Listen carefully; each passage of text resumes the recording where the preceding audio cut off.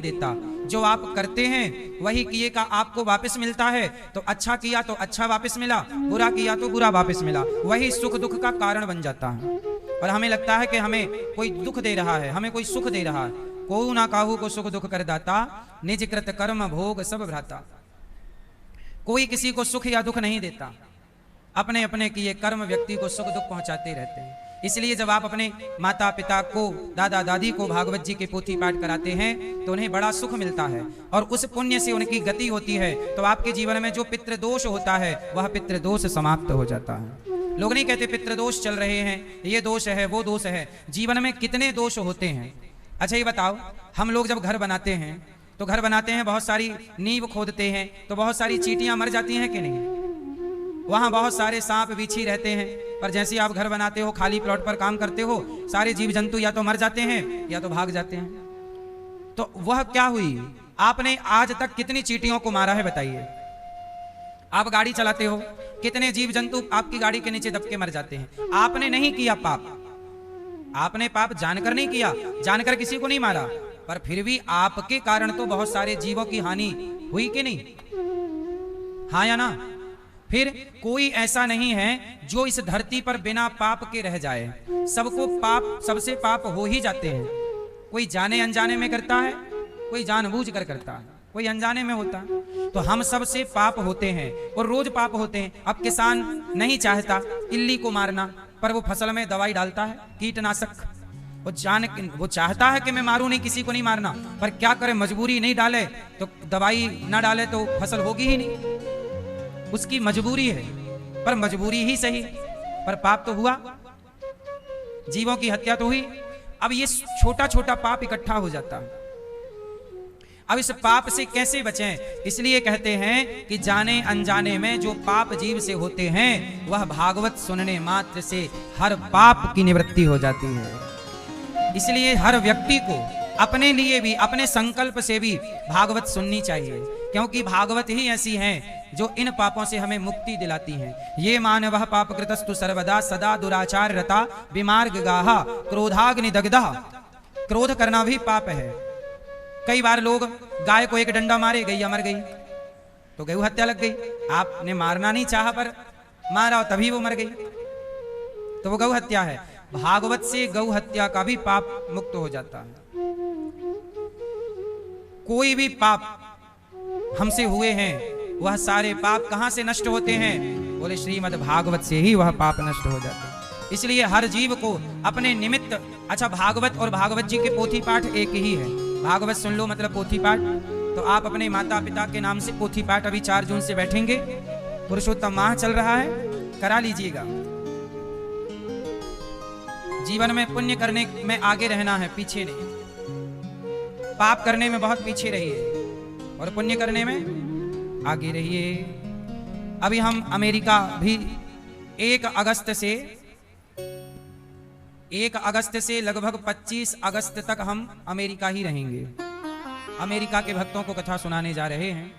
तो 1 अगस्त से 7 अगस्त तक तो सियाटल, अमेरिका में एक जगह है सियाटल, सनातन धर्म मंदिर में कथा है 1 अगस्त से 7 अगस्त तक। फिर इसके बाद 13, 14, 15 और 16 अगस्त को ग्लेन व्यू हनुमान मंदिर शिकागो में कथा है, सत्संग है हनुमान मंदिर में।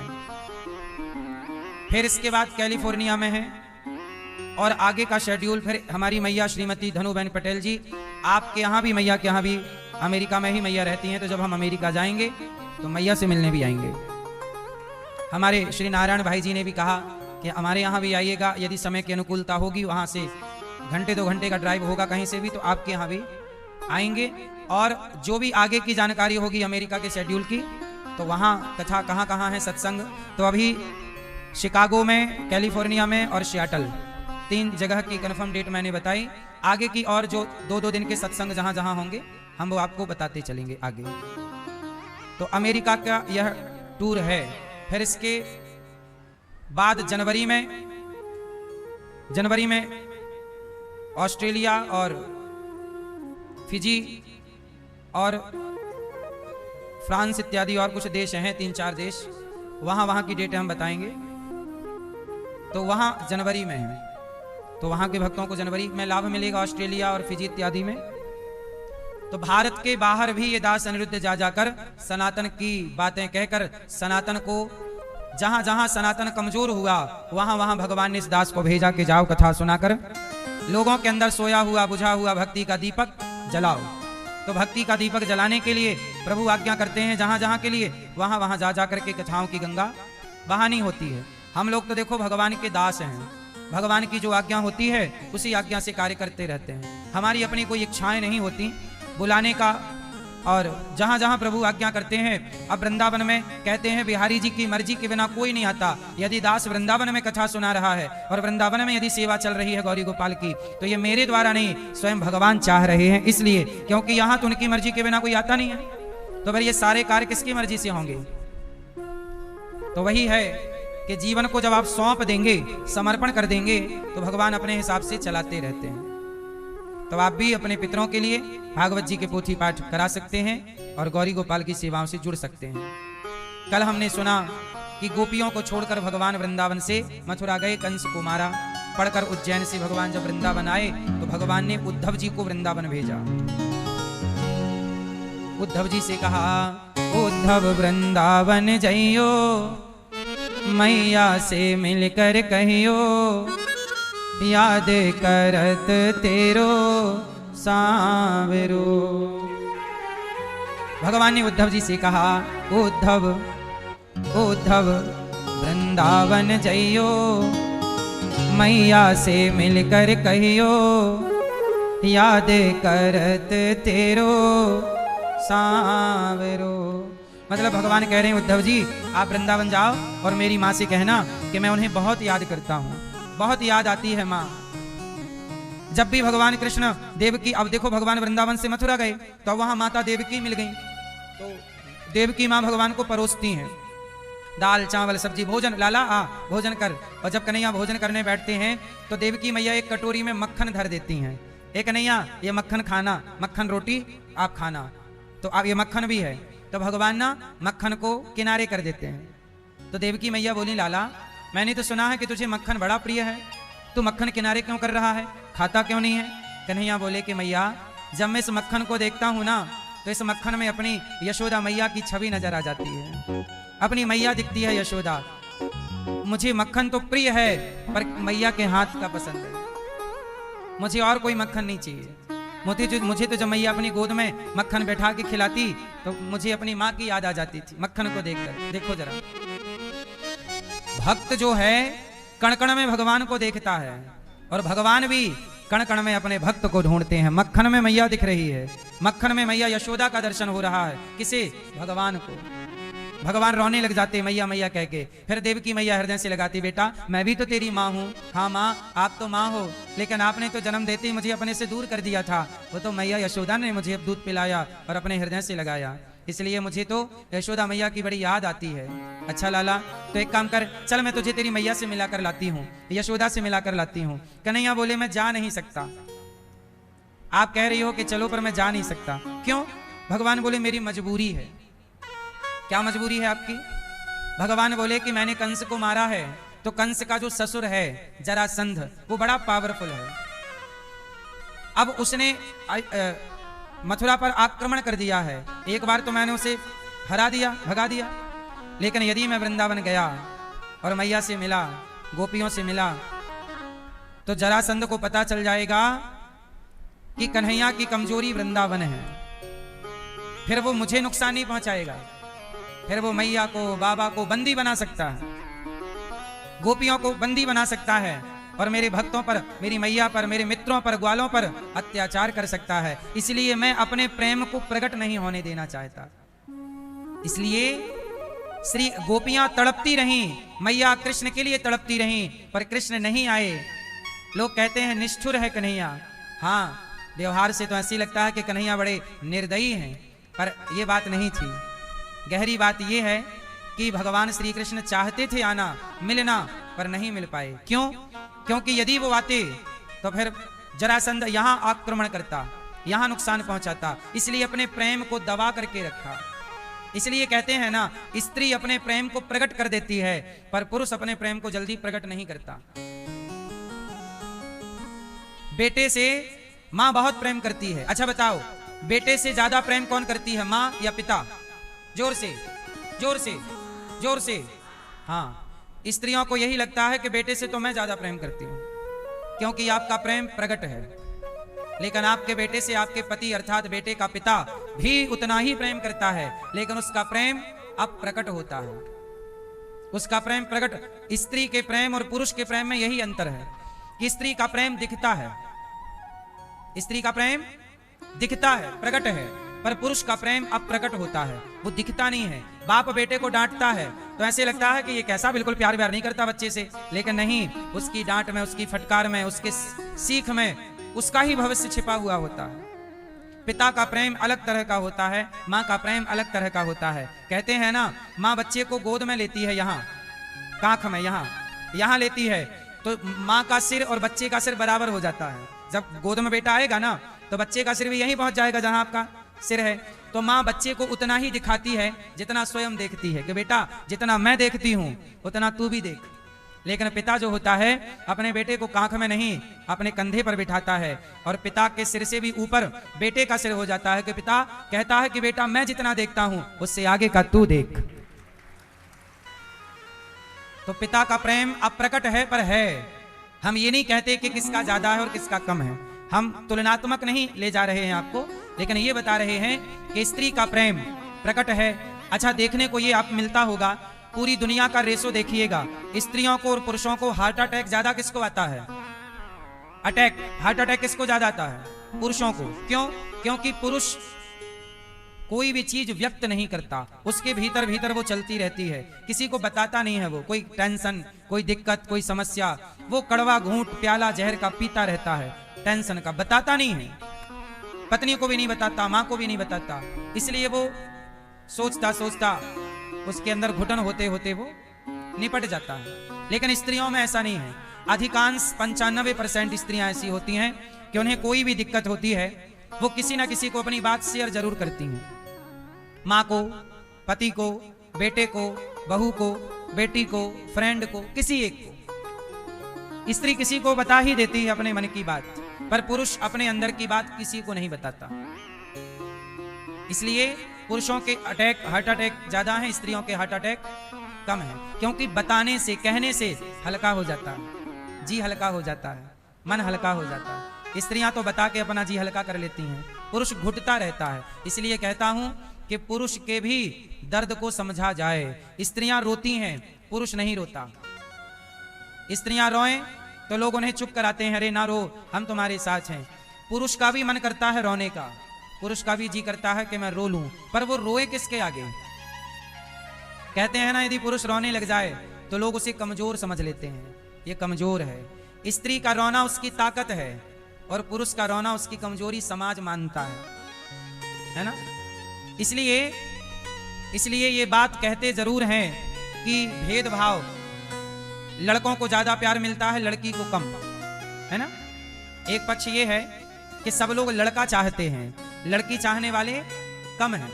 बेटा हो जाए तो खुश, बेटी हो जाए तो थोड़ा कम खुश, ऐसा समाज में देखा गया है। एक पक्ष तो ये भी है कि भेदभाव समाज में है। अभी देखा ना, एक जज के घर एक लड़की जो पत्नी बनकर गई, उसको फांसी लगा के मार दिया गया। वो मर गई या मार दिया गया ये क्लियर होना बाकी है, पर जानते हो किस बात के लिए एक लड़की को मार दिया? पैसे के लिए, वो दहेज के लिए। जबकि उसकी अपनी सास जज है, पूर्व जज रह चुकी है। मतलब एजुकेटेड लोग हैं, पढ़े लिखे, लेकिन पढ़ी लिखी समाज भी दहेज की भूखी है ना। अनपढ़ तो चलो मूर्ख है ही, लेकिन अनपढ़ फिर भी ऐसे केस अनपढ़ों में कम आते हैं। पढ़ी लिखी समाज में दहेज के लिए मार डाला उस लड़की को। इसलिए आपसे हम ये कहते हैं, चाहे बेटा हो या बेटी हो, मुझे ऐसा लगता है कि बेटा बेटी के साथ माँ बाप का एक सा व्यवहार होना चाहिए, और बहू बेटे के साथ भी एक सा व्यवहार होना चाहिए। आजकल समाज में क्या कहावत प्रचलित है, अरे बहुएं अच्छी नहीं है। नहीं, एक बात बताओ, शादी के बाद बहू बदलती है कि बेटा बदलता है? हाँ, आप क्या दोष लगाती हो, अरे जब से बहू आई तब से ऐसा हो गया, अरे हमारी तो बहू अच्छी नहीं है। लेकिन ये बताओ, बेटा तो तुम्हारी है, बेटा क्यों बदल गया? आपका बेटा क्यों बदल गया? इसका मतलब है बहू का दोष दूसरे नंबर पर होगा, बहू पर उंगली बाद में उठाई जाएगी, पहले तो आपका ही सिक्का खोटा है। भाई बेटा तो आपका ही है, वो क्यों बदल गया? जिसको आपने नहलाया धुलाया, तेल मालिश की, आपने चलना सिखाया, मतलब आपकी बहू ने अच्छी परवरिश कर ली कि वो उसके पक्ष में हो गया, तुम्हारा साथ छोड़ दिया। तुम्हारी परवरिश में कोई कमी रह गई, तुमने वो लाड़ ना दिया, वो प्यार ना दिया। इसका मतलब ये हुआ कि हम सबको चाहिए क्या कि हम अपनी बेटी हो या बेटे हो, दोनों को ठीक ठीक संस्कार दें और बिना भेदभाव के लालन पालन करें। बहू के साथ भी भेद ना और बेटे के साथ भी भेद नहीं होना चाहिए। पर स्त्री रोती है तो रोने दिया जाता है, पुरुष रोता है तो लोग हंसते हैं, देखो लड़का होके रोता है। लेकिन पुरुषों को भी दर्द होता है, पुरुषों को भी पीड़ा होती है ना। इसलिए पुरुषों का भी दर्द सुना करो, पुरुषों की भी पीड़ा सुना करो। पुरुष नहीं कहता अलग विषय है। भगवान श्री कृष्ण की ये बात से मैंने ये सारी बात आपको सुनाई कि गोपियों का प्रेम प्रकट है, रो रही हैं, पर श्री कृष्ण का प्रेम अप्रकट है। वो भी गोपियों से प्रेम करते हैं, भक्त भगवान से प्रेम करते हैं तो भगवान भी भक्त से प्रेम करते हैं। फर्क कितना होता है कि भक्त का प्रेम प्रकट होता है और भगवान का प्रेम अप्रकट होता है। माँ का प्रेम प्रकट है, पिता का प्रेम अप्रकट है। इसलिए पिता का भी जीवन में सम्मान करना चाहिए, हर बेटे को, हर बेटी को। आप अपने बाप का, अपने पिता का आदर जरूर करिए। आजकल ऐसा लगता है कि बाप की तो कोई वैल्यू नहीं करता, इज्जत ही नहीं करता, है ना। बाप की इज्जत कम करते हैं लोग। इसका मूल कारण यह हुआ कि कहीं ना कहीं आपने संस्कार पीछे छोड़ दिए। मत छोड़िएगा, आपकी दौलत काम ना आएगी, आपके संस्कार काम आएंगे। माँ की, पिता की, दोनों की इज्जत करिए, दोनों का आदर सम्मान सत्कार करिए। और आप पति पत्नी से एक बात और कह दूं, सदा आपका बेटा साथ दे ना दे, पर सदा आपकी पत्नी और सदा आपका पति आपका साथ जरूर देगा। इसलिए आप दोनों को साथ निभाना चाहिए एक दूसरे का। बेटा अच्छा है, कुछ बेटे बहुत अच्छे निकल जाते हैं, पर कुछ बेटे बहुत अच्छे नहीं निकलते, है ना। इसलिए रिश्तों में एक टाइम बाद अकेलापन आ जाता है। जैसे ही आप 50 क्रॉस करेंगे ना, 55 पे जाएंगे ना, वैसे आपको अकेलापन लगने लग जाएगा। 60 के होते होते आप अकेले हो जाएंगे। आपसे कोई बात नहीं करता, फिर बूढ़े लोगों से ज्यादा कोई बात नहीं करता। बूढ़ी माँ, बूढ़ा बाप, बहुओं को, आजकल की नई जनरेशन को कहाँ बूढ़ों के साथ बैठते हैं, कौन बात, कहाँ बाप के साथ बेटा हंस रहा है। आजकल लड़के लड़कों से दोस्ती कर रहे हैं, लड़के लड़कियों से दोस्ती, अपने उम्र वाले लोगों के साथ हंसना, बैठना, उठना, खाना पीना, बूढ़ों के साथ नहीं। अब बुढ़ापे में कोई बोल नहीं रहा है, कोई बात नहीं कर रहा है, तो बूढ़े को अकेलापन लगने लग जाता है और उस अकेलेपन में वो घुटने लग जाता है, टेंशन में आ जाता है। इसलिए बूढ़ों के साथ बात किया करो, बूढ़ों के साथ हंसा करो, बूढ़ी माँ के साथ, बूढ़े बाप के साथ हंसा मुस्कुराया करो। क्योंकि ये बुढ़ापा आज आपकी जवानी है, पर कल आपको भी इसी चौराहे से गुजरना है। इसलिए बूढ़ों के साथ थोड़ा समय व्यतीत किया करो। ये बात हम अनुभव से कह रहे हैं। हमारी उम्र अभी 35 साल है, लेकिन हमने अनुभव बहुत किया है। हम बूढ़ों के साथ देखते हैं व्यवहार क्या होता है। अब मैं एक छोटा सा उदाहरण आपको दे दूं। रोज मैं आपको बता रहा हूं एक बात। हमारी एक माँ भी जो हॉस्पिटल में थी ना, वो वापस हम लोग हॉस्पिटल से डॉक्टर ने कहा कि आप ले जाओ, अब मैया थोड़ी ठीक हैं, स्वस्थ हैं, तो हमने यहाँ आश्रम ले आए मैया को। 7 दिन तक लगभग वो हॉस्पिटल में थी। तो हमने उनके बेटे से कहा कि आप ऐसा करो, अम्मा देखो हम हॉस्पिटल से तो ले जा रहे हैं, डॉक्टर ने कह दिया कि आप ले जाओ, दिन 2-4 दिन सेवा करो, स्वस्थ हो जाएं तो हो जाएं, वरना भगवत धाम जाएंगी। तो हमने बेटे को बोला कि बेटा तुम्हारी माँ 10-15 दिन की हैं, डॉक्टर ने कह दिया है, तो ऐसा करो कि आप मुझे बोल दो, मैं अपने एम्बुलेंस से आपको भिजवा देता हूं आपकी माँ को घर। 3 बेटे थे, तीनों को हमने सूचना दी। पहले तो फोन नहीं उठा रहे थे, नंबर ब्लॉक कर दिया, पर बार बार हम लोग तो वहां से यहाँ से अनेक नंबरों से बात किए तो फोन उठाए। तो हमने कहा आपकी माँ को भिजवा रहे हैं, तो मना कर दिया, बोले आप मत भिजवाना माँ को। 3 बेटे हैं, तीनों ने मना कर दिया हमारी माँ को मत भिजवाना, जबकि उन्हें यह पता है कि अब हमारी माँ 10-15 दिन की ही बची है, अधिक से अधिक 1 महीना। और भगवान करे, हम तो चाहते हैं स्वस्थ हो जाएं, तो मैया सालों रहे, स्वस्थ हो जाएं। अभी तो ठीक है, पहले से हालत सही है ना। लेकिन फिर भी अब जो भी टाइम बचा, भगवान जाने कितना टाइम है, तो बेटों ने तीनों ने मना कर दिया कि नहीं नहीं, हमें हमारे पास मत भिजवाना, माँ को मत भिजवाइएगा। तो अब हम ये अनुभव कह रहे हैं कि देखो 3 बेटे हैं, पर आखिरी सांस लेती हुई माँ का दर्शन करना भी नहीं चाहते। यह है इस कलयुग की सच्चाई। सब बेटे ऐसे नहीं हैं, पर समाज में कुछ बेटे तो ऐसे हैं ही, पता नहीं किसका बेटा कब कैसा व्यवहार करने लग जाए।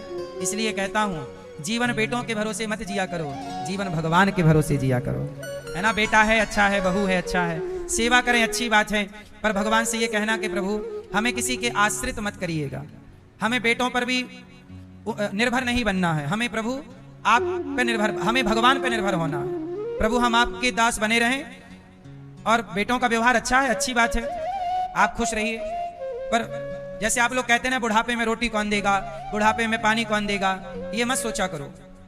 भगवान पे भरोसा रखिए। प्रभु बुढ़ापे में हमें किसी से एक रोटी लेने का और एक गिलास पानी लेने की जरूरत ही ना पड़े, हमें किसी के आश्रित होने की जरूरत ही ना पड़े, हम भगवान के आश्रित रहें, हमें क्या जरूरत है किसी के आश्रित रहने की। इसलिए कहता हूं, आप जरूर गौरी गोपाल आश्रम में जो माएँ रहती हैं, इनका दर्द, इनकी पीड़ा, मैं तो देखो रोज कोई ना कोई माँ की पीड़ा सुनता हूँ। आज ही एक माँ आई, उनकी अपनी बेटी फिर से माँ को छोड़ने आई, एक और माँ। आज मैं अभी थोड़ी देर बाद परिचय कराऊंगा आपका माँ से। मैं तो रोज किसी ना किसी माँ का दर्द रोज सुनता हूँ। मेरे अंदर भी कितनी पीड़ा है शायद मैं बता ना पाऊंगा। किस किस की पीड़ा आपसे कहूँ, कौन कौन सी पीड़ा आपसे कहूँ। इसलिए बहुत सारी पीड़ाएं तो भीतर ही हैं, और कह के होना भी क्या है। किसी का दर्द, किसी की पीड़ा, कहते हैं ना दूसरों का दर्द समझ में कम आता है। जिसके पैरों में विमाई फटी ही नहीं, वो पीर पराई क्या जाने। जिसके पैरों में विमाई फटी ही नहीं, वो पीर पराई क्या जाने। और जिसने बेटी को जन्म दिया ही नहीं, वो बेटी की विदाई क्या जाने। कुछ दर्द ऐसे हैं जो सब नहीं जानते। ट्रेन में 2 लड़के आपस में लड़ रहे थे, तो मजाक में लड़ रहे थे ऐसे ही। सामने एक बूढ़ी माँ बैठी थी, सफर चल रहा था, तो दोनों लड़के आपस में लड़े। माँ ने रोका, बेटा मत लड़ो, लग जाएगी। बच्चे तो बच्चे थे, शैतानी मस्ती कर रहे थे। माँ ने नहीं, और नहीं माने तो एक बच्चे को ना, वो ट्रेन में जो चैन होती है ना पल्ला पकड़ने वाली, वो चैन गिरी और एक बच्चे को लग गई, लोहे की चैन लगी। तो उसने हाथ पकड़ लिया, यहां लगी उसके जोर से। तो सामने बैठी माँ ने कहा, बेटा ज्यादा लग गई, लाओ मैं पट्टी कर दूं, मेरे पास है। तो उस बच्चे ने कहा, मैया आप टेंशन मत लो, मैं मर्द हूं और मर्द को दर्द नहीं होता। उस लड़के ने कहा कि मैं मर्द हूं और मर्द को दर्द नहीं होता। तब माँ ने कहा कि बेटा तुम मर्द हो, तुम्हें दर्द नहीं होता, पर तुम मर्दों को पैदा करने में हम माओं को बहुत दर्द होता है। वो मर्द नहीं है जो माँ का दर्द ना समझे। मर्द का अर्थ ये नहीं कि मुझे दर्द नहीं होता, भाई दर्द सबको होता है, लेकिन मर्द वो है जो किसी का दर्द समझे। यदि मैंने आपका दर्द नहीं समझा, यदि मैंने आपकी पीड़ा नहीं समझी, तो मैं किस बात का मर्द। मुझे आपका दर्द समझ में नहीं आ रहा है, मुझे भूखे का दर्द समझ में नहीं आ रहा है, तो मैं किस बात का मर्द। ऐसी मर्दानगी किस काम की जहां तुम्हें किसी का दर्द समझ में ना आए। असली मर्द वही है, असली इंसान वही है जो दूसरों के दर्द को समझता हो। इसलिए दर्द को समझने वाला बनिए। आज पीड़ा इस बात की है कि लोग दूसरे के दर्द को नहीं समझते। मुझे कलयुग ना बढ़ता हुआ दिखने लग गया है। अभी मैंने कल एक न्यूज में देखा कि एक चाचा ने अपने भतीजे को सड़क पर, छोटा सा बच्चा था, इतना सा 3 साल का 4 साल का, ऐसे उठा उठा के जमीन में पटक रहा था उसको। उसकी माँ से उसने कहा कि तुम मेरे से ब्याह कर लो। मतलब देवर ने भाभी से कहा कि तुम मेरे से ब्याह कर लो, तो भाभी ने मना कर दिया। अच्छा, उसके पति शायद नहीं रहे होंगे, ऐसी कुछ बात है। तो देवर ने भाभी से कहा कि तुम मेरे से ब्याह कर लो, तो भाभी ने मना कर दिया। बोला मेरा छोटा बच्चा है, मैं उसी को पढ़ा लिखा कर योग्य बनाऊंगी, मुझे जरूरत नहीं है। तो उसने उस छोटे से बच्चे को, जो अभी 3 साल का था, उठा के ऐसे पटका 8 बार। चाचा ने भतीजे को पटक दिया। चारों तरफ जब ये देखते हैं ना अपराध, तब ये लगता है कि अब कलयुग तेजी से बढ़ने लगा है, पाप बढ़ने लगा है। जहां व्यक्ति के अंदर की दया समाप्त हो गई, करुणा समाप्त होगी। केवल व्यक्ति स्वार्थी हो चुका है, अपने स्वार्थ के लिए कुछ भी करेगा, केवल अपने निज स्वार्थ। जहां व्यक्ति जहां स्वार्थ बढ़ा, अब स्वार्थ के कारण ही ना बकरे की हत्या होती है, मछली की हत्या होती है, मुर्गी की हत्या होती है, स्वार्थ के कारण ही ना चोरी होती है, डाका होता है। इसलिए ये स्वार्थ होना चाहिए उतना जितना उचित है, अनुचित नहीं। ये बढ़ता हुआ कलयुग है, इसमें पाप बढ़ेगा। इसलिए कहता हूं अपने आप को प्रभु की छत्र छाया में रखिएगा, अपने अंदर की करुणा को मत मरने दीजिएगा, अपने अंदर की दया को मत मरने दीजिए। जमाने की मर रही है, लोग असत्य पर चल पड़े हैं, लोग झूठ पर चल पड़े हैं, लोग आजकल माँ बाप की सेवा नहीं करते, ऐसे रास्ते पर लोग चल पड़े हैं। पर आपसे प्रार्थना है, आप ऐसे रास्ते पर मत चलिएगा, आप धर्म को जीवित रखिएगा। भगवान श्री कृष्ण ने उद्धव जी से कहा कि आप वृंदावन जाइए और गोपियों को समझाइए। उद्धव जी वृंदावन आए, और जब वृंदावन आए तो मैया यशोदा के पास गए। मैया पागलों की तरह थी, कन्हैया कब आओगे, कन्हैया कन्हैया रो रही हैं, कन्हैया पुकार रही हैं पागलों की तरह। उद्धव जी आए, मैया क्यों रो रही हो, कौन हो तुम? उद्धव जी बोले, मैं कृष्ण का मित्र हूं। अच्छा, मेरा कन्हैया आया है क्या? बाहर निकलकर दरवाजा खोलकर देखी, जिस रथ पर उद्धव जी आए रथ पर चढ़ गई। अच्छा, कन्हैया बैठा है क्या? मां नहीं आए कृष्ण। मां रोने लगी, कन्हैया क्या गलती हो गई मेरे से? तू अपनी मां को छोड़कर चला गया, तुझे अपनी मां की याद नहीं आती? क्या गलती की मैंने? लगता है मैंने तुझे एक बार उखल से बांध दिया था, इसलिए तू नाराज होके चला गया। मैंने तुझे माखन खाने नहीं दिया, इसलिए नाराज होके चला गया। अब तो एक बार आजा, मैं तुझसे क्षमा मांगूंगी और अब तुझे कभी बांधूंगी नहीं, कभी माखन खाने से मना नहीं करूंगी। एक बार अपनी मां को माफ कर दे। उद्धव जी बोले, मैया ऐसी बात नहीं है, वो आपसे नाराज नहीं है, तो क्यों नहीं आया? उद्धव जी देख उद्धव, ये गंगी गाय खड़ी है ना, गाय जिस दिन से कृष्ण गया है ना, ये गंगी पेट भर पानी नहीं पिया इसने, पेट भर चारा नहीं खाया। क्यों? बोले, इसके थन में मुंह लगा के कन्हैया दूध पिया करता था। ये कन्हैया की प्यारी गाय गंगी इसका नाम है। जहां कन्हैया जाता वहां ये गंगी जाया करती थी। जब से कृष्ण गए हैं ना, ये इस आंगन में खड़ी है, यहीं घूमती है, इसकी आंखों से आंसू गिरते रहते हैं। मैं गंगी से कहती हूं, अरे गंगी कुछ तो खा ले, थोड़ा चारा खा, थोड़ा पानी तो पी ले।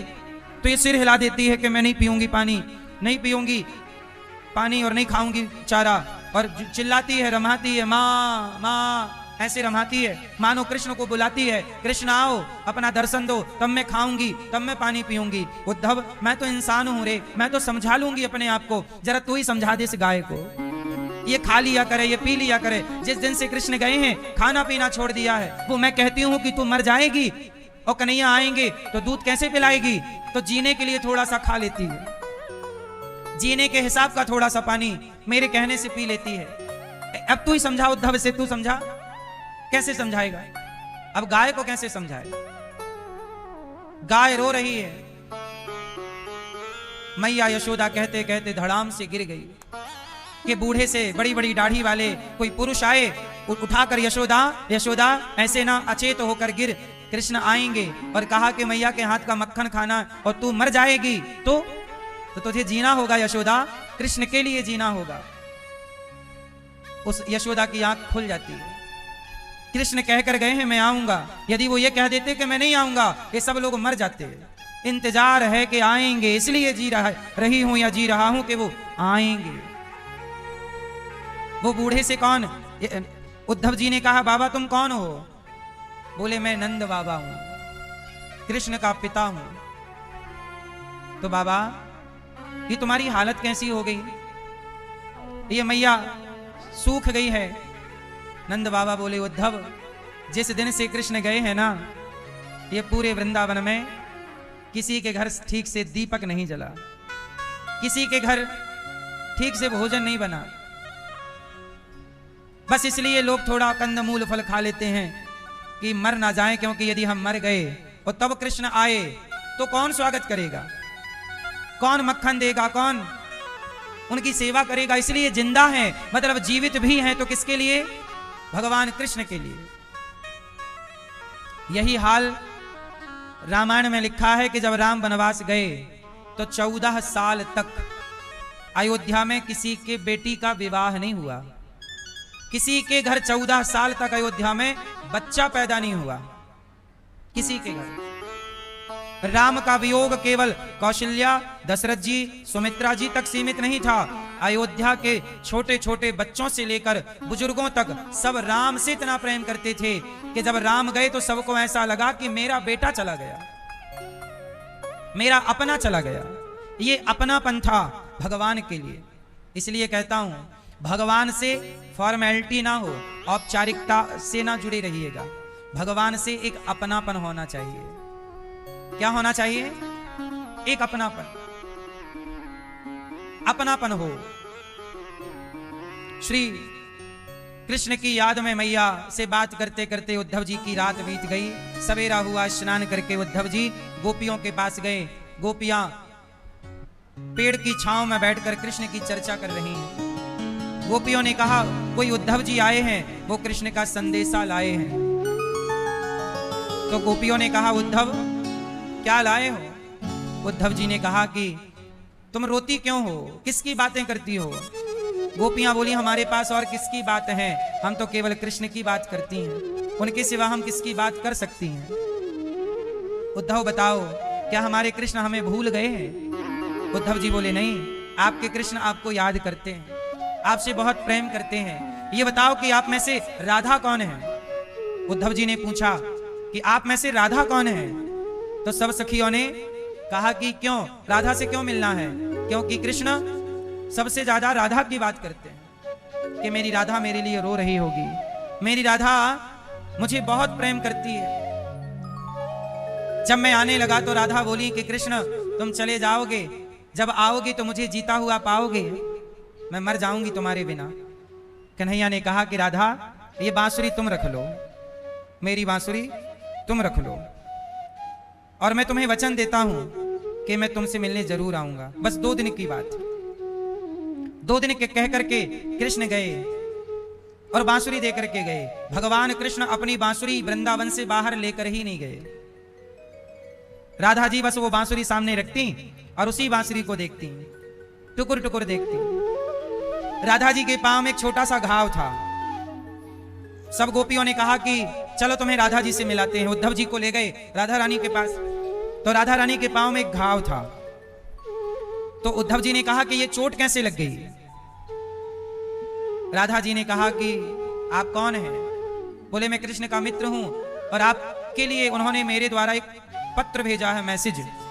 पर ये बताइए कि आपको उन्होंने ये पूछा है कि पूछ के आना कि राधा के पांव का घाव कैसा है, कि राधा के पांव का घाव कैसा है। तो कन्हैया ने मुझे बताया है कि आपके पैर में चोट लगी है। अब गोपियां जितनी थीं सब बोली, राधा तुम्हारे पांव में कोई चोट है, हमें तो नहीं बताया। तो जैसे ही पांव जहां पायल पहनते हैं उससे थोड़ा सा ऊपर, क्योंकि वो कपड़े से ढका रहता था तो कोई देखा नहीं। उद्धव जी ने कहा कि जरा वो घाव दिखाइए कि देखो। अब राधा जी ने अब उद्धव जी की तरफ देखा। उद्धव जी की तरफ देखकर कहा कि कृष्ण ने सचमुच मेरे घाव के बारे में पूछा है? हाँ। मुझे कैसे बता कि आपके पांव में घाव है? उन्होंने तो बताया है कि आपके पांव में चोट लगी है। घाव कैसा है, जरा घाव दिखाइए। और राधा रानी ने जब घाव दिखाया तो वो घाव बिल्कुल ताजा था। ताजा मतलब ऐसा कि आज ही वो घाव हुआ। उद्धव जी ने कहा कि ये तो गजब बात है, ये घाव तो महीनों पुराना है, महीनों पुराना है, पर ये ताजा क्यों है? और ये घाव आपको लगा कैसे, चोट कैसे लगी? तब श्री राधा रानी ने बताया कि जब श्याम सुंदर जा रहे थे छोड़कर, तो मैं उनके पीछे पीछे दौड़ रही थी, उनके रथ के पीछे। कन्हैया मैं मर जाऊंगी तुम्हारे बिना, मैं जी ना पाऊंगी, कन्हैया मुझे छोड़कर मत जाओ। 2 दिन में आऊंगा राधा, अब मेरा पीछा ना करो। वो रथ के पीछे खड़े होके बात कर रहे और राधा रानी पीछे पीछे दौड़ रही। कन्हैया मत जाओ मुझे छोड़कर। कन्हैया बोली कि राधा तुम मेरा पीछा ना करो, मैं आऊंगा 2 दिन बाद। और जब राधा रानी रथ के पीछे पीछे दौड़ी तो राधा रानी अचेत हो गई, मूर्छित होकर वियोग में, और झाड़ी में जाकर के गिरी तो उनके झाड़ी का एक डंठल था, वो उनके पांव में घुस गया। और जब पांव में घुसा और राधा रानी झाड़ी में उलझ गईं, तब कृष्ण ने रथ रोका और दौड़कर राधा जी के पास आए और राधा जी को देखा तो उनके पांव में एक डंठल घुस चुका था और काफी अंदर चला गया, तो चोट लग गई पांव में। तो कृष्ण को ये बात केवल कृष्ण को पता थी कि राधा के पांव में चोट लगी है, पर वो घाव आज भी ताजा है। अब राधा जी ये बताइए मां कि घाव ताजा क्यों है? तब राधा रानी बोली कि इस घाव पर पट्टी करने रोज कृष्ण आते हैं और रोज पट्टी करके दवाई लगाकर चले जाते हैं। राधा मैं आया तो हूं पर केवल तुम्हारे घाव में दवाई लगाने, ये ठीक हो जाए बस। तो जैसी कन्हैया दवाई लगा के जाते हैं, कन्हैया जाते हैं तो राधा रानी एक तिनका उठाती हैं और उस घाव को फिर कुरेद देती हैं। उस घाव को फिर कुरेद कर उसकी पट्टी, उसका दवाई हटा देती हैं और उस घाव को फिर ताजा कर देती हैं। राधा तुम्हें दर्द नहीं होता जब तुम अपने घाव में लकड़ी से उसे कुरेदती हो? राधा बोली कि भला हो इस घाव का, कम से कम इस घाव के कारण कन्हैया मुझे पट्टी करने तो आते हैं, जिस दिन ये घाव भर जाएगा आना छोड़ देंगे। इसलिए मैं चाहती हूं कि जब तक मैं जीवित हूं मेरा घाव जीवित रहे, ताकि इसके ऊपर पट्टी लगाने मेरे कृष्ण आते रहें और मैं उनके स्पर्श का सुख पाती रहूं और मैं उनके दर्शन का सुख पाती रहूं। तो अन्य सखियों ने कहा कि सखी राधा, कभी आपने बताया नहीं कि कृष्ण आते हैं आपके घाव में पट्टी करने, आपने कभी नहीं बताया। राधा बोली कि क्या बताऊं, वो प्रकट रूप में नहीं आते, वो स्वप्न रूप में आते हैं।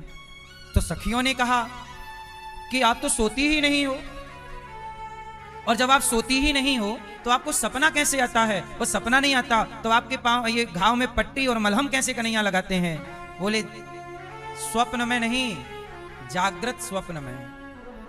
मेरी आंखें खुली हैं और खुली आंखों के सपने में कई बार नहीं, आप खुली आंखों से कुछ सोचने लग जाते हैं, कुछ इतना गहरा सोचते हैं कि लगता है ये क्या था, ये सपना था क्या? बस वही भाव के स्वप्न में, भाव के दर्शन में मैं रोज कृष्ण को अपने पास अनुभव करती हूँ और इस घाव को ताजा रखती हूँ कि ये घाव ताजा रहेगा तो कृष्ण का मुझे बार बार दर्शन होता रहेगा।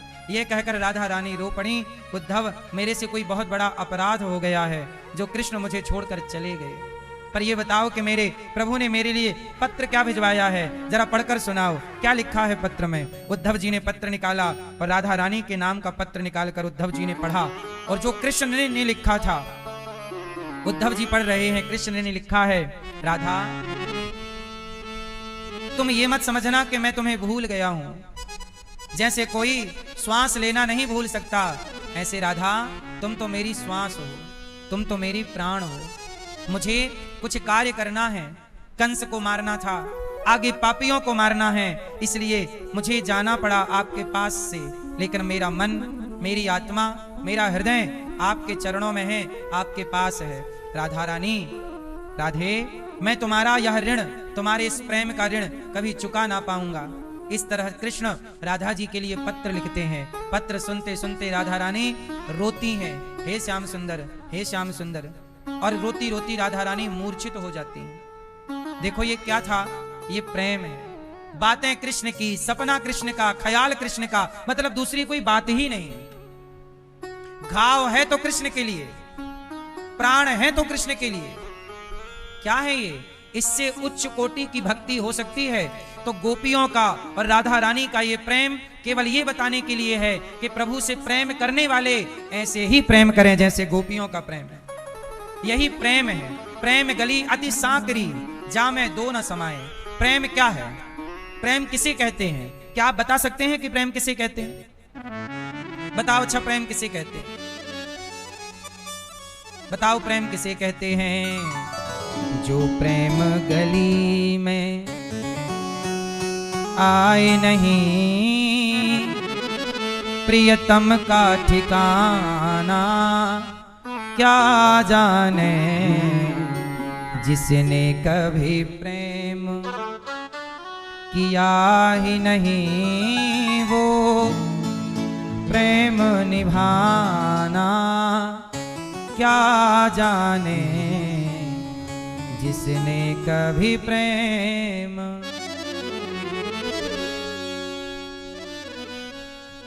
तो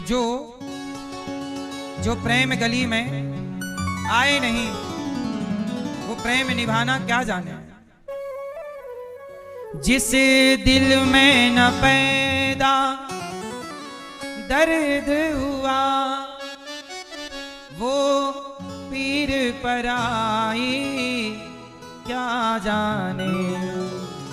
जिस दिल में न पैदा दर्द हुआ, वो पीर पर आई क्या जाने।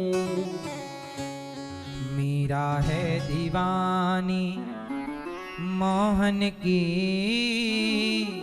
मीरा है दीवानी मोहन की,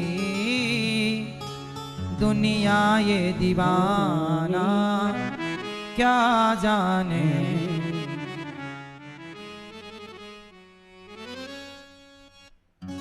जो वेद पढ़ें और भेद करें, मन में नहीं निर्मलता आए। कोई कितना भी चाहे ज्ञान कहे, पर प्रेम निभाना क्या जाने। चलो बताओ प्रेम किसे कहते हैं मैया, प्रेम किसे कहते हैं। आप प्रेम करते हैं ना, आपका प्रेम किससे है, परिवार से, व्यापार से, दौलत से, ठीक है। पर ये प्रेम, इस प्रेम का कोई मूल्य नहीं है। पानी की बूंद है, जरा सुनिएगा, पानी की बूंद है, पानी की बूंद जाकर चरणामृत में गिर जाए तो वह पानी की बूंद क्या हो जाती है, क्या हो जाती है, वह भी चरणामृत हो जाएगी। पानी की बूंद गंगा में जाकर गिर जाए तो वह भी गंगा हो जाएगी, पर पानी की बूंद कीचड़ में गिर जाए तो वह बूंद कीचड़ हो जाएगी। बोलो हाँ। ऐसे आपका प्रेम पानी की बूंद की तरह है। आपका प्रेम यदि जगत में गिरा तो जगत में कीचड़ है। आपके प्रेम की बूंद यदि जगत में गिरी तो वो कीचड़ हो जाएगी, पर आपके प्रेम की बूंद जगन्नाथ के चरणों में, प्रभु में गिरी तो वह भक्ति होकर के आपका कल्याण कर जाएगी। इसलिए मेरी माँ, अपना प्रेम यहां वहां ना खर्च करो, यहां वहां ना लुटाओ, कीचड़ ना बनाओ अपने प्रेम को। संसार में कीचड़ ही है। आप प्रेम करो, किसी से करो, जी भर के प्रेम करना। आप किसी के साथ 100 अच्छाई करो, 100 और एक गलती हो जाए तो आदमी 100 अच्छाई भूल जाएगा, एक गलती याद रखेगा, तुमने ये किया है, ये गलत काम किया। ये दुनिया आपके प्रेम का मूल्य नहीं करती, कदर नहीं करती। अरे औरों की क्या कहूं, माँ क्या नहीं करती बेटों के लिए, पर क्या माँ के प्रेम का मूल्य बेटे चुका पाते हैं? बोलो। गौरी गोपाल में इतनी माएं हैं, क्या इन माओं ने बेटों से प्रेम ना किया होगा? पर वो बेटों ने क्या मूल्य दिया, मरती हुई माँ को देखना भी नहीं चाहते। क्या यही ऋण चुकाना है? ये रहा संसार का प्रेम, तुम्हारे सामने है, और क्या उदाहरण दूं। इसलिए मेरी माँ, अपना प्रेम बिगाड़ो ना जगत के लिए। ये सच कहूं आपसे, दुनिया प्रेम के योग्य है ही नहीं, प्रेम के योग्य केवल भगवान है। इसलिए अपना प्रेम और कहीं ना खर्च करो, केवल पूर्ण प्रेम, पूर्ण समर्पण भगवान। प्रेम की कदर, प्रेम की कीमत कोई करता है तो केवल भगवान। सुदामा ने प्रेम किया भगवान से, सिंहासन छोड़कर दौड़े हैं। मेरा मित्र आया है। आज के जमाने में कौन किसके लिए आसन छोड़ता है भाई? इसलिए मेरी मां, दुनिया स्वार्थी है। जिससे आप प्रेम कर रहे हो ना, वो आपसे प्रेम नहीं करती या करता, आप उससे, वो किसी और से। मां प्रेम करती है बच्चे से, वो बच्चा प्रेम करता है खिलौनों से। मां रोती है बच्चे के लिए, वो बच्चा रोता है खिलौनों के लिए। बोलो हाँ। हमें लगता है हम इससे प्रेम करें, वो किसी और से कर रही है या कर रहा, वो किसी और से कर रही है कर रहा, हमें लगता हम कर रहे हैं। इस गलतफहमी में ना पड़ना। इस गलतफहमी से बचाने के लिए उज्जैन की एक कथा है, कहो तो सुना दूं 2 मिनट की। इस कंफ्यूजन में यदि आप हो कि मैं जिससे प्रेम करती हूं या करता हूं वो भी प्रेम करती है, तो इस कंफ्यूजन को मिटाने के लिए उज्जैन की एक कथा है, आपको सुनाऊं, ध्यान से सुनना। उज्जैन के एक राजा हुए हैं भर्तृहरि। क्या नाम था? क्या नाम था? भर्तृहरि। उज्जैन के एक राजा हुए हैं भर्तृहरि। ये भर्तृहरि कौन है? ये भर्तृहरि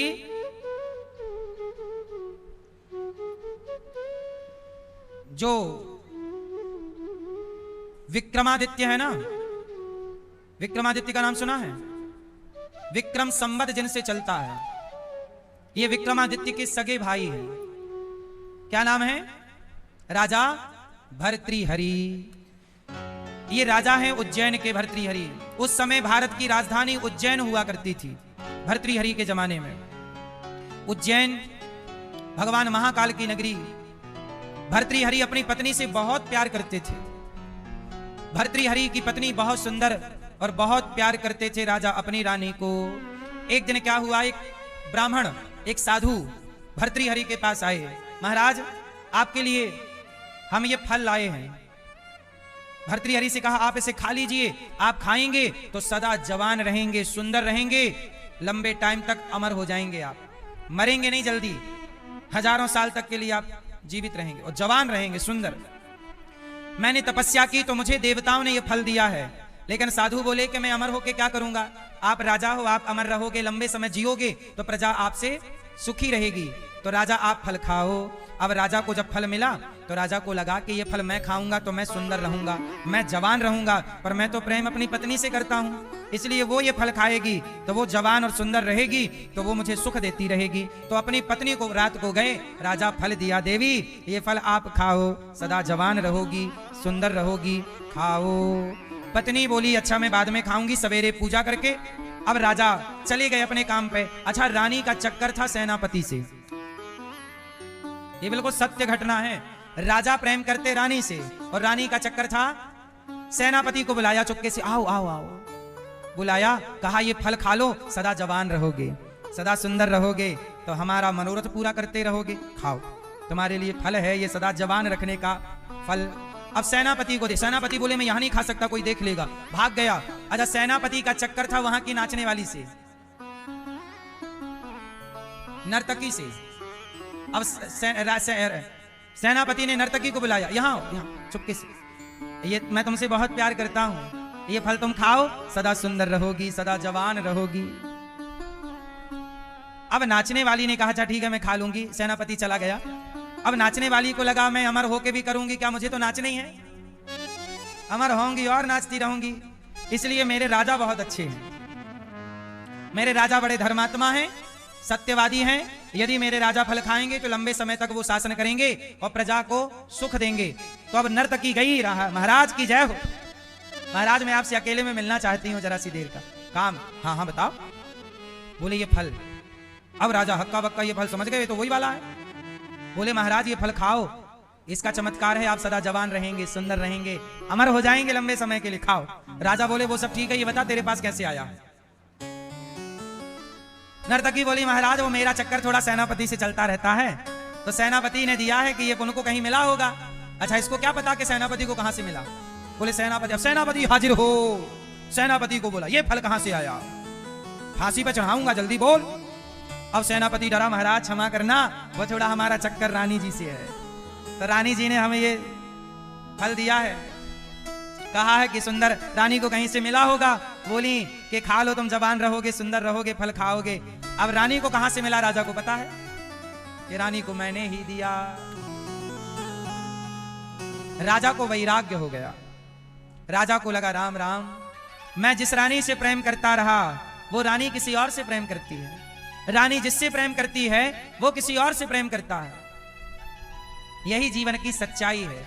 आप जिससे प्रेम करते हैं वो आपसे प्रेम नहीं करता, और उसे जो प्रेम करता है वो उसे प्रेम नहीं करता। इसे बहुत शांति से ध्यान लगाकर देखना तो आपके घर में भी ये चैन दिखाई पड़ेगी। आप अपने बेटे से प्रेम करते हो पर बेटा अपने पत्नी से प्रेम करता, और पुरुष पत्नी से प्रेम करता, पत्नी अपने बच्चों से प्रेम करती है ना। शादी के बाद बच्चे होते ही स्त्री का प्रेम पति से कम हो जाता है। पता है ये बात? जब तक बच्चा नहीं होता तब तक स्त्री पुरुष से प्रेम करती है, अर्थात पति से। पर बच्चा होने के बाद वो पति से प्रेम कम करती है, बेटे से ज्यादा प्रेम करती है, बेटी से ज्यादा लगाव हो जाता है। और देखो, माँ बाप करते हैं बच्चे से प्रेम, बच्चा करता है पत्नी से प्रेम, और पत्नी करती है अपने बच्चे से प्रेम, और बच्चे करते हैं खिलौनों से प्रेम। फिर उनकी शादी होगी तो उनका प्रेम वहां, मतलब प्रेम ऊपर का छूटता चलता है। हम जिससे प्रेम करते हैं वो हमसे प्रेम नहीं करता, बस इतना मानो। बहुत ध्यान से देखेंगे तो ये चैन आपके घर पे भी दिखाई पड़ेगी। तो ये राजा भर्तृहरि को बड़ा वैराग्य हुआ, और भर्तृहरि ने पत्नी के व्यवहार से एक वैराग्य शतक नाम की पुस्तक लिखी। कौन सा शतक? वैराग्य शतक। तो वैराग्य शतक नाम की पुस्तक भर्तृहरि ने लिखी, कभी समय मिले तो पढ़िएगा उसे, वैराग्य शतक। भर्तृहरि जब अपनी पत्नी से प्रेम करते थे तब उन्होंने सिंगार शतक भी लिखा था पत्नी के नाम, सिंगार शतक। फिर बाद में लिखा वैराग्य शतक, और पत्नी को छोड़कर बच्चों को राजा बनाकर जंगल चले गए भर्तृहरि। बोले इस झूठी दुनिया में मन नहीं लगाना, झूठी दुनिया में मन नहीं, ये प्रेम के योग्य नहीं है। प्रेम जितना मैंने पत्नी से किया, जगत से किया, इतना जगन्नाथ से करता तो मेरा कल्याण हो जाता। सब छोड़कर उन्होंने मन भगवान से लगाया। इसलिए आप भी भगवान से प्रेम कीजिएगा। तो फिर आप सवाल करेंगे कि महाराज जी संसार से भगवान से प्रेम करें तो फिर पति और बच्चों से क्या करें? तो बोले बच्चों से पति से प्रेम नहीं। देखो भगवान ने आपको दो चीजें दी हैं, एक दिल, क्या दिया है आपको? दिल और दिमाग। बोलो दिल और, अब बताओ दिल में कौन और दिमाग में कौन किसे रखें? दिमाग में किसे रखना चाहिए? भगवान को। और दिल में किसे रखना चाहिए? हैं? पति को, भगवान को। कहां रखें भगवान को? कहां रखें? जोर से। दिल में भगवान को। और पति को कहां रखें? कहां मैया? हाँ, दिल एक है तो दिल में भगवान को रखो, और पति, बेटा, व्यापार, परिवार सब दिमाग में रखो, क्योंकि दिमाग से चीजें जल्दी निकल जाती हैं, दिल से जल्दी। इसलिए दिल में कन्हैया को रखो, कभी नहीं निकलेगा। दिमाग में परिवार को रखो, निकलता रहेगा, क्योंकि परिवार तो हर जन्म में दूसरा मिल जाता है। आप अगले जन्म में किसी और जगह जन्म लोगी तो वो आपका परिवार हो जाएगा, फिर मरोगी या मरोगे फिर अगले घर परिवार में जन्म लोगे।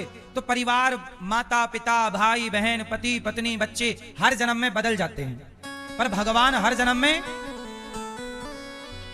हाँ, एक था दिल मिल गया वो श्याम से, एक था दिल मिल गया वो शाम से, अब कहीं दिल को लगाने की हमें फुर्सत नहीं। कितने दिल हैं आपके पास? एक था दिल मिल गया मेरे श्याम से, अब कहीं दिल को लगाने की हमें फुर्सत नहीं। कहाँ लगाओगे दिल? दिल भगवान में लगाओ। दिल कहाँ लगाओगे? और परिवार में क्या लगाओगे? इसलिए मेरी मां दिमाग में ही परिवार को रखिएगा। व्यापार दिमाग से चलता है कि दिल से? परिवार व्यापार सब दिमाग। इसलिए दिमागदार व्यक्ति सदा सुखी है। दिल भगवान को दो और दिमाग से पत्नी को चलाते रहो। दिमाग, आपके पास दिमाग है? यदि आपके पास दिमाग होगा ना तो आपका पति आपके आगे पीछे डोलेगा। मैया आपके पति आपके आगे पीछे डोलते हैं? हाँ डोलते हैं। मैया बात दिमाग है, आगे पीछे डोलता है भंवरों की तरह। तो आपके पास दिमाग, मैया आपके पास दिमाग है? पति आगे पीछे डोलते हैं? नहीं, भाई दिमाग काहे का है? मैया क्या बोलती तू? आपके पास दिमाग है? मेरे पास एक उपाय है, आपके पति आगे पीछे डोलेंगे यदि मेरे उपाय को मान लोगे तो। बताऊं? हर रोज अपने पति को 2 आई लव यू फेंक के मारा करो। ले, एक सवेरे आई लव यू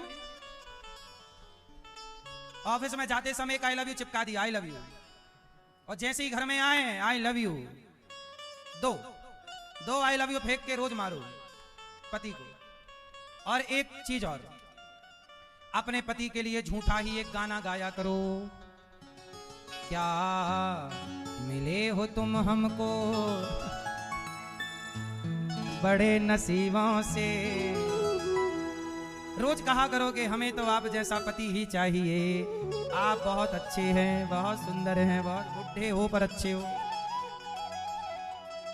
तो मैया आपको रोज क्या करना है, 2 आई लव यू नहीं बोलती, फिर पत्नी पड़ोसन सेट कर लेगी आपके पति को, बाद में मत रोना हमारे पति चले गए, पड़ोसन बोल दी आई लव यू तो आपका काम खत्म, फिर मत कहना बिल्ली रास्ता काट गई। अपना आई लव यू चिपकाते रहो, वरना दूसरा पड़ोसन चिपका देगी साइड से। क्यों मैया, सही है?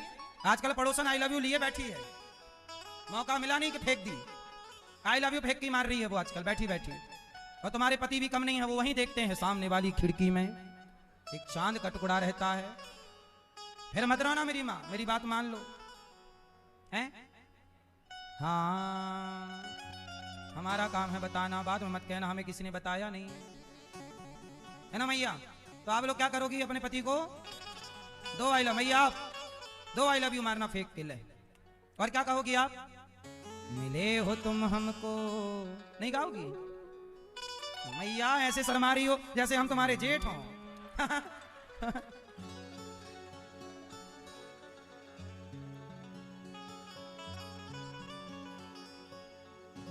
ठीक है, अब पुरुष लोग ध्यान से सुनो, आपकी पत्नी आपको खूब प्यार करेगी। कैसे करेगी? रोज अपनी पत्नी को आप लोग भी 2 आई लव यू चिपकाओ, ठीक है? एक सवेरे जागती और एक ऑफिस से आती, उसका आई लव यू मिले फिर तुम भी चिपका दो। और एक चीज और बोलते रहना, क्या खूब लगती हो, बड़ी सुंदर दिखती हो। और ऐसा नहीं कहा और कोई पड़ोसी बोल दिया कि क्या खूब लगती हो, तो फिर तुम हो जाओगे ड्रम में पैक, वो चला जाएगा लेके। यदि तुमने टाइम पे नहीं बोला कि क्या खूब लगती हो, वो कहीं पड़ोसी ने बोल दिया तो तुम फिर नीले ड्रम में दिखोगे, हाँ या ना? इसलिए बोलते रहो, क्या खूब लगती हो, बड़ी सुंदर दिखती हो, है ना भैया? हम कहते हैं रिश्तों को बेहतर बनाने के लिए ना तारीफ, और ये किससे चल रहा खेल? दिमाग वाला व्यक्ति दिमाग से चलाता है। रिश्तों में प्रेम नहीं चाहिए, रिश्तों में व्यवहार चाहिए। क्या चाहिए? पति का व्यवहार पत्नी के लिए अच्छा हो और पत्नी का व्यवहार,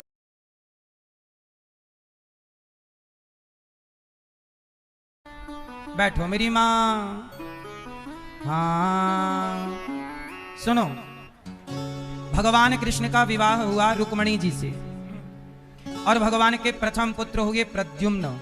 प्रद्युम्न जी का हरण कर लिया सम्रासुर ने, सम्रासुर को मारकर रति से विवाह किया। ये प्रद्युम्न जी कौन है पता है आपको? भगवान शंकर ने अपनी तीसरी आंख खोली तो कामदेव जल गए। कौन जल गया?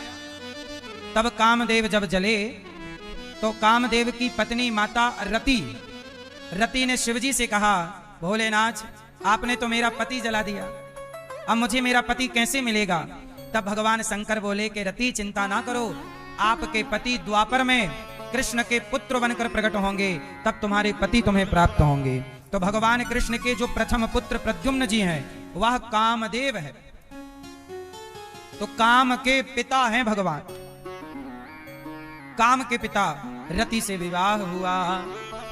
भगवान कृष्ण का दूसरा विवाह हुआ जामवंत की बेटी जाम्बवती से।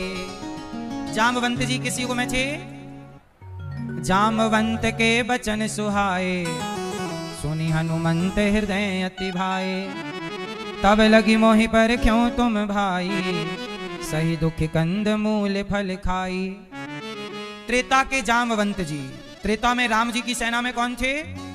जामवंत जी, जिन्होंने हनुमान जी से कहा कि पवन तनय बल पवन समाना, बुद्धि विवेक विज्ञान निधाना। कवन सुकाज कठिन जग माही, जो नहीं हो ये तात तुम पाही। जाओ।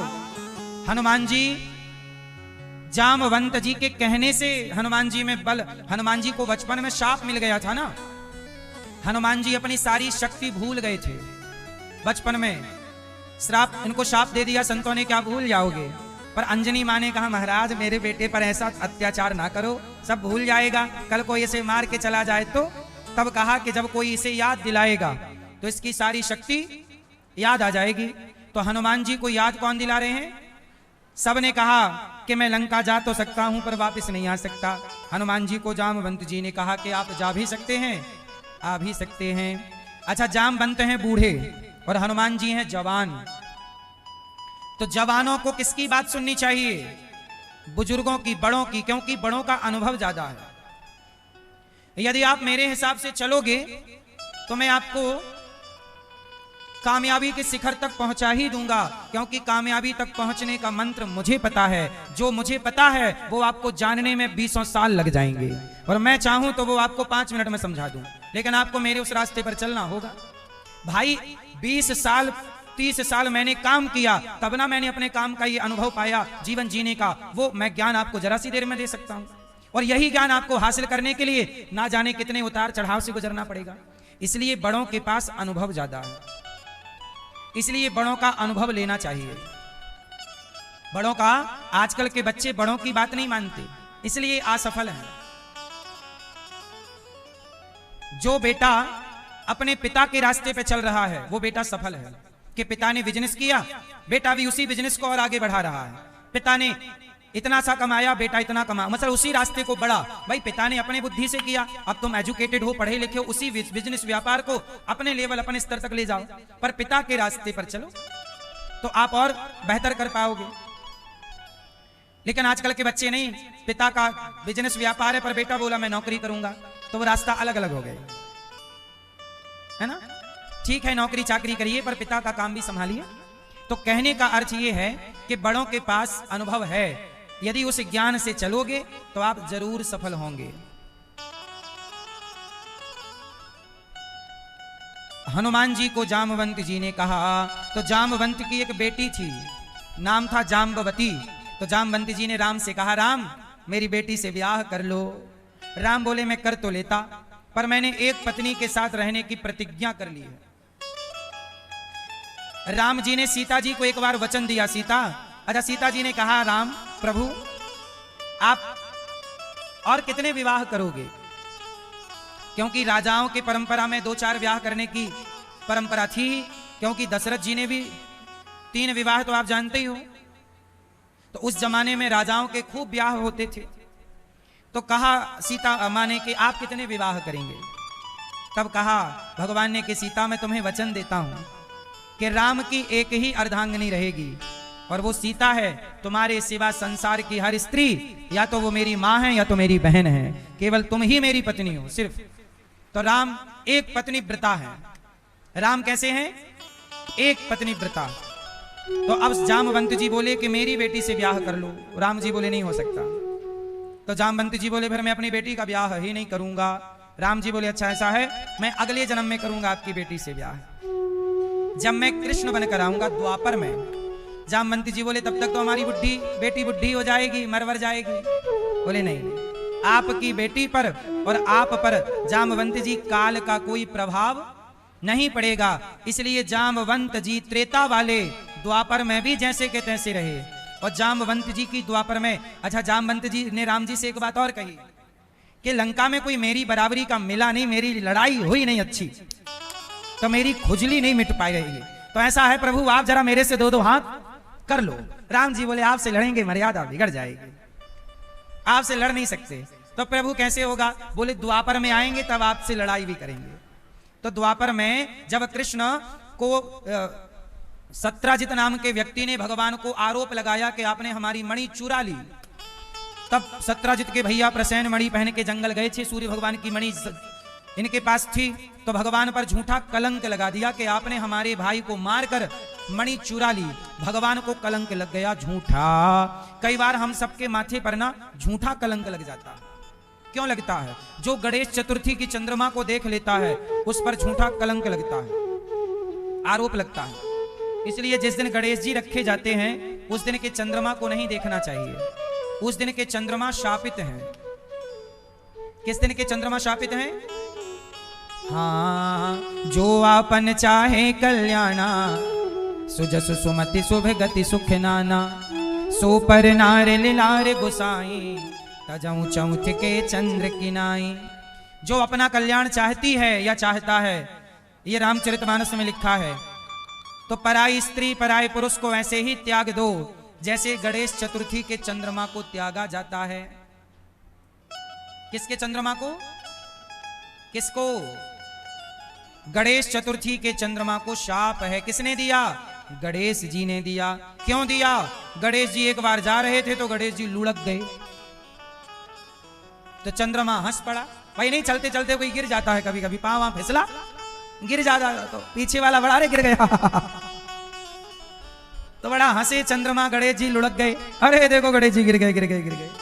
तो चंद्रमा हंसे तो गणेश जी को गुस्सा आई, लो हमें देख के हंस रहा, मदद तो कर नहीं रहा, हंस रहा, जा हम तुम्हें शाप देते हैं, तुम्हें जो देखेगा कलंकित हो जाएगा। अरे महाराज ऐसा ना कहो। अच्छा एक काम करो, महीने में साल में एक बार गणेश चतुर्थी के दिन जो तुम्हें देखेगा कलंकित होगा। तो भगवान कृष्ण ने देख लिया चतुर्थी का चांद, तो भगवान को झूठा कलंक लगा मणि चुराने का। तो मणि चुराने का कलंक लगा, भगवान वो कलंक मिटाने जंगल गए, तो प्रसेन भैया सत्राजित का मरा पड़ा। बोले ये प्रसेन मणि पहन के आया, इसे शेर ने मार दिया। शेर को मार के जाम्बवंत जी जंगल में रहते वो मणि ले जाकर अपनी बेटी जाम्बवती को दिया।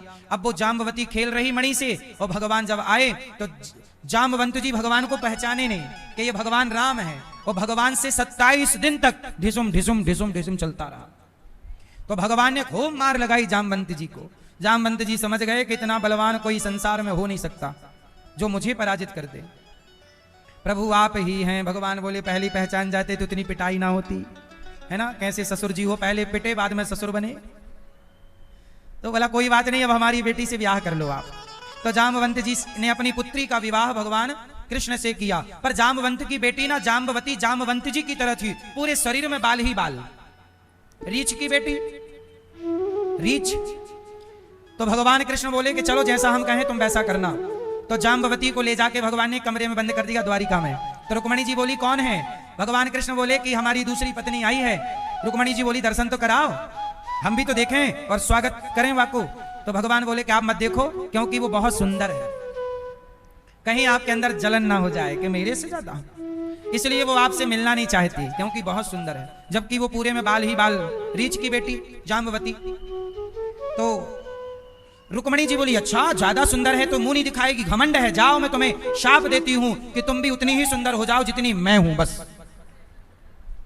तो जाम्बवती जी को शाप मिल गया, तो वो उतनी सुंदर हो गई जितनी सुंदर रुक्मणी जी। रुक्मणी जी बोली मेरे से ज्यादा नहीं, मेरी तरह बस। तो जाम्बवती भी रुक्मणी जी की तरह सुंदर हो गई। तो ये भगवान का दूसरा विवाह हुआ। फिर मणि ला करके सत्राजित को दी कि भैया ले अपनी मणि। तो उनको बड़ा लोगों ने कहा कि देखो तुमने प्रभु पे आरोप लगा दिया, अब ये मणि मिल गई। अब लोग ताने मारने लगे। तो सत्राजित जी की बेटी का नाम था सत्यभामा। उन्होंने अपनी बेटी को पकड़ा दिया, प्रभु मेरी बेटी से आप विवाह कर लो। भगवान बोले मेरे 2 हो चुके हैं, मैं तीसरा कैसे करूं? बोले नहीं आप कर सकते हैं मेरी। भगवान बोले अपनी बेटी से पूछ लो तैयार है? बोले तैयार है। तो सत्यभामा से तीसरा ब्याह। इसलिए भगवान की पत्नियों में सबसे पैसे वाली पत्नी भगवान की सत्यभामा। पूरा व्यवस्था अयोध्या की द्वारिका की सत्यभामा जी संभाल लेते हैं, बहुत पैसे वाली हैं। क्यों? क्योंकि इनके पिता के पास जो मणि थी वो सूर्य भगवान ने दी, और वो 100 किलो सोना रोज देती थी। तो सत्यभामा जी के पास 100 किलो सोना रोज आता था। तो 100 किलो सोना, फिर तो सत्यभामा जी ऐसे चलती थी, सोना सोना पहन के सब, तेरे पास क्या है? कुछ नहीं, चल। तो सत्यभामा जी के पास ज्यादा पैसा था। भगवान की पत्नियों में सबसे बड़े आदमी, बड़े पैसे वाली कौन थी? सत्यभामा जी। अच्छा सत्यभामा जी कौन है, किसका अवतार है? धरती का, पृथ्वी का। पृथ्वी माता ही, पृथ्वी भगवान की पत्नी है ना। पृथ्वी भगवान की रुक्मणी है लक्ष्मी जी। जैसे भगवान की पत्नी कितनी, जैसे त्रिपति, तिरुपति बालाजी में भगवान की कितनी पत्नियां हैं? त्रिपति, वो 3 के पति हैं। तो 3 पति कौन? लक्ष्मी देवी, भूदेवी और श्री देवी, लीला देवी। तो भगवान की पत्नियां कितनी हैं? एक तो पत्नी देखो, धरती किसकी पत्नी है? भूमि भगवान की पत्नी है, और यही धरती भूमि मां सत्यभामा के रूप में आई है। इसलिए धरती के पास धन ज्यादा है, सारे खजाने सोना चांदी कहां से निकलता है? इसलिए वो सबसे धनवान सत्यभामा जी हैं, क्योंकि वो धरती है, पृथ्वी का अवतार। रुक्मणी जी लक्ष्मी हैं और राधा जी लीला देवी हैं, लीला है ना, त्रिपति यही है। तो भगवान की तीसरी पत्नी सत्यभामा, चौथी पत्नी भगवान की यमुना, सूर्य भगवान की बेटी। भगवान कृष्ण के दो साले हैं, दोनों डेंजर। भगवान के एक साले हैं यमराज और एक साले हैं शनि। तो शनि के साढ़े साथी वाड़े साथी परेशान करें तो साले से परेशान होने के चक्कर में नहीं, जीजा जी की शरण में आ जाओ। जीजा जी की शरण में आओगे तो साले सरेंडर हो जाएंगे। बोलो हाँ। तो कृष्ण कौन है? जीजा। और शनि कौन है? और यमराज जी भगवान की पत्नी यमुना महारानी। फिर पांचवी पत्नी भगवान की, उज्जैन में भगवान का विवाह हुआ मित्रविंदा के साथ। छठवां विवाह भगवान का सत्या के साथ हुआ। 7 बैलों को एक साथ नाचना था, नाच दिया भगवान ने। फिर भगवान का 7वां विवाह भद्रा के साथ हुआ। 8वां विवाह भगवान का लक्ष्मणा के साथ हुआ। ये भगवान की 8 पत्नियां हैं। कितनी? अष्टपट रानी। फिर क्या हुआ? एक राजा था भौमासुर, उसने 16,100 कन्याओं को बंदी बनाया था। उन कन्याओं ने प्रभु को पत्र लिखा और पत्र लिख करके कहा कि प्रभु हमारी रक्षा कीजिए, इसने हमें जेल में डाल दिया। 16,100 कन्याओं को मुक्त किया, भौमासुर को भगवान ने मारा। कन्याओं से कहा ये किराया भाड़ा लो हमसे और जाओ अपने अपने घर। कन्याएं बोली प्रभु कहां जाएं, आप ही हमारे पति बन जाओ। भगवान बोले 2-4 होती तो हम बन जाते, पर तुम 16,100 हो, हम कहां ब्याह करेंगे, हमारी ऑलरेडी 8 हैं। कन्याएं बोली फिर हमें सेल्फास दे दो, जहर दे दो, हम मर जाएं। भगवान बोले क्यों मरोगी? बोले हमें कौन अपनाएगा, दरबार में बंसी वाले के दुख दर्द मिटाए जाते हैं, दुनिया के सताए, दुनिया के सताए लोग यहाँ सीने से लगाए जाते हैं, दरबार में बंसी। तो कन्हैया ने कहा क्या करो? बोले प्रभु अपना लो, जिसे कोई ना अपना। अच्छा ये बताओ, कन्याएं कह रही हैं हमसे ब्याह कर लो, तो भगवान को कर लेना चाहिए कि नहीं? मैया आप लोग बताओ, करें कि ना करें? हाँ, नहीं करना चाहिए। फिर उनको मर जाने देते हैं, ठीक है, जहर दे दो सबको और हत्या इन पे लगेगी।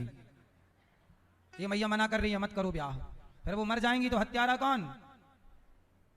कौन? ये मैया मना कर रही है, आपको ही ना लगेगी। 16,100 कन्याएं, उन्हें कौन अपनाता? लोग कहते तुम पराये पुरुष के पास रहकर आई हो, कौन ब्याह करता? समाज गलत नजर से देखता। उस जमाने में सीता पवित्र थी, फिर भी दुनिया ने उंगली उठाई, और वो 16,100 कन्याएं जाती तो स्वीकार कौन करता? लोग यही ना कहते तुम तो वहां रह के आई हो, कौन सम्मान की नजर से कौन देखता? तो समाज जिन्हें अपमान की दृष्टि से देख रही थी, उन नारियों से विवाह करके उन नारियों का सम्मान बढ़ाया है भगवान ने। और इन नारियों की एक कथा और है, कहो तो सुनाऊं। ये घटना है सतयुग की। देखो सतयुग की कथा द्वापर से जुड़ी है, इसलिए भगवान के अवतार के कारण बहुत सारे होते हैं। जब भगवान नारायण नर नारायण बने, बद्रीनाथ में भगवान तपस्या कर रहे हैं नर नारायण, तो भगवान नारायण तपस्या कर रहे थे, तो नर नारायण तपस्या चल रही थी उनकी। तब देवराज इंद्र ने अपनी 16,100 अप्सराओं को भगवान के पास भेजा कि जाओ इनकी तपस्या भंग करो। तो देवराज इंद्र की सारी अप्सराएं चली, अब सब नाच रही गा रही, पर भगवान की तपस्या भंग नहीं हुई। तो कन्याओं के लिए भगवान ने आंख खोली और अपनी जंघा पर ऐसे हाथ किया, तो भगवान नारायण की जंघा से एक सुंदर सी कन्या प्रकट हुई, उर्वशी, और कहा भगवान ने कि देखो तुम हमें अपनी सुंदरता पर फंसा ना पाओगी, वो सारी 16,100 कन्याएं लज्जित हो गईं कि ये तो बहुत सुंदर है। प्रभु आप तो भगवान हैं, आपको थोड़ी काम परेशान करेगा। कन्याओं ने कहा कि प्रभु हमें माफ कर दो और आप हमसे विवाह कर लो। भगवान बोले विवाह नहीं कर सकते, हम तो तपस्या कर रहे हैं। अब सराएं बोली कि हमारा काम केवल नाचना है, कोई भी आया हम नाचने लग जाती हैं। अब सराओं का क्या काम, जाओ वहां नाचो, जाओ वहां नाचो, जाओ वहां नाचो। तो प्रभु हम थक गए हैं इस नाच गाने से, अब हमें सम्मान चाहिए थोड़ा, आप हमसे ब्याह कर लेंगे हमारी भी इज्जत हो जाएगी। भगवान ने कहा तो ठीक है, हम द्वापर में जब कृष्ण बनकर आएंगे तब तुम 16,100 अप्सराओं से विवाह करेंगे। वही अप्सरा द्वापर में कन्या बनकर प्रकट हुई और भगवान ने सबसे विवाह करके सतयुग का दिया वचन पूरा किया और टोटल विवाह हो गए भगवान के 16,108। इतने विवाह हो। भगवान के विवाह कहते ये भी कहा जाता है कि ये 16,100 वेद के मंत्र हैं, वेद की ऋचाएं हैं, उपनिषद हैं, ऐसा। पर सही, ये भी बात सही है, पर यह भी सत्य है कि यह स्वर्ग की अप्सराएं हैं जो प्रभु की पत्नी होने का सौभाग्य पा रही हैं। कितनी हो गई टोटल?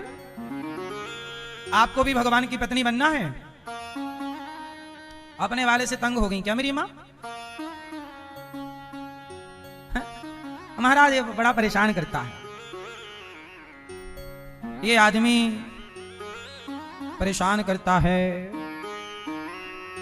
इसलिए मेरी मां मीरा की तरह यदि आप भी भगवान में अपना चित्त लगाओगी तो भगवान वैसे सबके पति हैं। अच्छा भगवान आपके पति हैं कि नहीं? हाँ तुम हो एक अगो स्वामी सबके प्राणपति। भगवान सबके प्राण, भगवान तो पति हैं ही, फिर भी आप भगवान से प्रेम करेंगी, समर्पण करेंगी और जो भाव रखेंगी। भाई बनना है भगवान भाई बना लें, बहन बना लेंगे आपको। आपको माँ बनना है वो आपके बेटे बन जाएंगे। आपको पत्नी बनना है, मीरा ने पति के भाव से भजा। तो अगले बार 16,108 जब भगवान के विवाह होंगे कन्हैया के, उनमें एक मीरा का भी नाम रहेगा। तो अगले अवतार में मीरा भी फिक्स है। आप भी फिक्स होना हो तो प्रभु की शरण में रहो।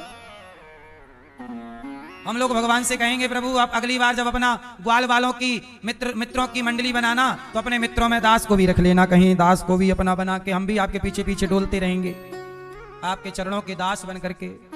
बोलो हाँ। और भी आपको ज्यादा सुख पाना हो तो आप भगवान की गैया बन जाना। क्या नाम है ये आपका? है मीना, तो मीना गैया बन जाना अगले जन्म में, गौ माता। भगवान तुम्हें चराया करेंगे मेरी मीना। मीना आओ, बांसुरी बजा के बुलाएंगे मीना। तो भगवान की लीला में सम्मिलित होना है, चाहे हम गैया बन के सम्मिलित हों, बछड़ा बन के सम्मिलित हों, भगवान के लीला में सम्मिलित, चाहे ग्वाला बन के, चाहे गोपी बन के, कोई भी भगवान की लीला में कुछ ना, प्रभु का दरस परस चाहिए, वो किसी भी रूप में संभव है। तो जो भगवान की गैया हैं वो भी तो कोई भक्त पुण्यात्मा होंगी तब ना उनकी गैया बनी। और वो चरा रहे हैं और जब भगवान लेटते हैं तो पांव चाटती है गौ माता। कृष्ण का क्या चाटती है? चरण। चरण स्पर्श करती है, चरण चूमती है, चाटती। कभी भगवान के गाल चाटने लग जाए। भाई गाय का तो प्यार करने का यही तरीका है। गाय प्यार करेगी तो आपके या तो हाथ चाटेगी या पांव, जो उसको मिल जाए वो आपके शरीर को चाटने लग जाती है। वो उसका प्यार करने का यही तरीका है। तो गाय भी कृष्ण के पांव चाटती है। छोटे छोटे बछड़े हैं वो भगवान के पास आते हैं और भगवान के साथ उछल कूद करके खेलते हैं, ऐसे ऐसे सिर से भगवान को ऐसे करते हैं। तो भगवान सबका प्यार लूटते हैं और सब पर अपना प्यार। वहां पर जब बांसुरी बजाते तो जिस पेड़ पर भगवान बांसुरी बजाते ना बैठ के डाल पर, वहां तोता भी था। तो तोता भी प्यार से भगवान के पास बैठ जाता और तोता भी भगवान को टुकुर टुकुर देखता। कभी तोता आके यहां बैठ जाए, कभी तोता सिर पे आके बैठ जाए। राम जी के बारे में लिखा है कि जब राम जी युद्ध लड़ रहे रावण से तो राम जी की सेना में बंदर थे। तो राम जी पेड़ के नीचे थक जाए बैठे तो राम जी नीचे बैठे हैं, वो बंदर पेड़ पे ऊपर चले जाए। और बंदर ऊपर से सुसु करे बंदर, तो राम जी के ऊपर आके गिरे, फिर राम जी भागे वहां से। तो ऐसे भगवान इतने कृपालु हैं, इसलिए नाम है श्री रामचंद्र कृपालु भज मन हरण भव भय। कृपालु भय श्री रामचंद्र कृपालु। ये भगवान इतने कृपालु हैं कि बंदर भालू भगवान के ऊपर बैठे बैठे, बंदर तो बंदर, वो मलमूत्र कर रहा पर भगवान को कोई फर्क नहीं पड़ता। मेरा भक्त है, चलो बैठा है। ऊपर से पत्ते वत्ते बंदर खाता है ना, पेड़ के पत्ते खा खा के गिरा रहा, भगवान के ऊपर ही गिर रहे हैं। पर भगवान सब पर फिर भी करुणा है, नाराजगी किसी से नहीं है। भगवान हमारे अपराध कभी नहीं देखते, इसलिए भगवान का नाम है पतित पावन, करुणा सिंधु, भक्त वत्सल। कभी हमारे अपराध, हम कितने बड़े, अजामिल का पाप देखा क्या भगवान ने? बोलो, अजामिल जैसा पापी क्या पाप पर नजर गई? नहीं, एक नाम लिया है, लाओ से हमारे पास। पूतना के पाप को देखा कि ये मुझे मारने आई, नहीं मेरे पास आई है इसलिए उद्धार करूंगा। भगवान कभी अपराध नहीं देखते। हम लोग हैं जो गलतियां देखते रहते हैं, हमारे भगवान कभी हमारे अपराध, हमारी गलतियां। भगवान के 16,108 विवाह हुए और भगवान, आपने देर कर दी आने में। भगवान ने कहा मैं तो कितने जल्दी आ गया, तुमने द्वारिका आने में कितनी देर लगा दी। चलो आसन पर ले गए। सुदामा बोले जाने दो, दर्शन करने आया था सो हो गए, बस अब जाने दो। भगवान बोले मैं तुम्हें कुछ देना चाहता हूं। सुदामा बोले प्रभु, संसार के सामने मुझे आपने गले से लगाकर जो मुझे मेरा सम्मान दिया है, इससे बड़ी कोई दौलत क्या होगी नाथ। मेरा अपमान कर रहे थे लोग, आपने गले लगाकर मेरी इज्जत बढ़ा दी, मेरा सम्मान बढ़ा दिया, वरना मुझ जैसे भिखारी को गले कौन लगाता है। आपने मुझ जैसों को गले लगाकर आपने बड़ी कृपा की, इसलिए तो भगवान को भगवान कहते हैं। उनकी अदालत में कोई छोटा नहीं, कोई बड़ा नहीं, कोई अमीर नहीं, कोई गरीब नहीं। भगवान सबके लिए समान बुद्धि रखते हैं, सब पर कृपा बराबर है। सुदामा जी को ले गए, आसन पर बिठाए, नेत्रों के जल से पांव पखार दिया। रुक्मणी जरा जल लाओ, देर लगी तो नेत्रों के जल से पांव धोए। सुदामा पोटरी छिपा रहे हैं। भगवान बोले क्या लाए हो, भाभी ने क्या दिया है? छीन लिया। पोटरी छीन कर देखी तो 4 मुट्ठी चिवड़ा, चिवड़ा मतलब चावल, पोहा, चावल चिवड़ा। भगवान ने 1 मुट्ठी चिवड़ा ग्रहण कर लिया और ग्रहण करते ही, भगवान के खाते ही धरती के चराचर जीव का पेट भर गया, तो जीव मात्र को भोजन कराने का पुण्य सुदामा जी को मिल गया। जब भगवान तृप्त होते हैं तो संसार तृप्त हो जाता है। वो महाभारत में कथा सुनी होगी ना कि द्रौपदी पांडवों के साथ जंगल में थी कि तभी दुर्योधन ने 10,000 संतों को भेज दिया था। धर्मराज युधिष्ठिर ने कहा आओ, बोला भोजन, संत बोले भोजन मिलेगा? हाँ हाँ मिलेगा। तब तक द्रौपदी भोजन कर चुकी थी, उनके पास एक बटलोई थी, पात्र, उससे निकलता रहता था जितना चाहो, पर वो द्रौपदी के खाने के बाद काम करना बंद कर देती थी। अब द्रौपदी ने जब देखा, अर्जुन भीम नकुल बोले कि अब संत लोगों के खाने के लिए कुछ नहीं है, 10,000 हैं और अन्न के 10 दाने नहीं हैं, जंगल में थे वनवास में, तब क्या करें? बोले चलो मर जाते हैं, संत शाप देंगे तो मर जाते हैं। तो द्रौपदी बोली मत मरो, हमारे रक्षक भगवान है।